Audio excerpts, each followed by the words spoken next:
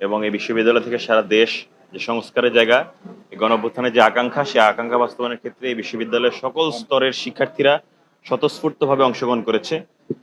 আমরা মনে করি এই জাকসু বাস্তবায়ন হওয়ার দ্বারা তার একটি ধাপ এগিয়েছে মাত্র, এবং এই ধাপ এগোনোর পর আমরা পূর্বেও যারা এই ক্যাম্পাস নিয়ে, এই দেশ নিয়ে ভাবনা করেছে, এই দেশের অগ্রযাত্রার জন্য কার্যক্রম করেছে, তাদের সবাইকে সাথে নিয়ে আমরা চলতে চাই।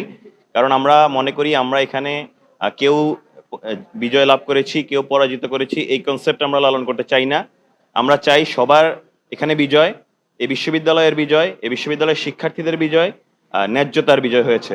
সুতরাং এই ন্যায্যতার প্রশ্নে যারাই আপোষহীন, তারা সবাই আমাদের পথের সঙ্গী, আমরা তাদের পথের সঙ্গী। সুতরাং আমরা কোনোভাবেই নিজেদেরকে গ্লোরিফাই করতে চাই না। আমরা গ্লোরিফাই করতে চাই এই বিশ্ববিদ্যালয়ের শিক্ষার্থীদের, এই বিশ্ববিদ্যালয়ের অধিকার আদায়ে যারা সবসময় সচেষ্ট ছিলেন তাদের, এবং এই বিশ্ববিদ্যালয়ের অন্যান্য সকল স্টেক হোল্ডারদের।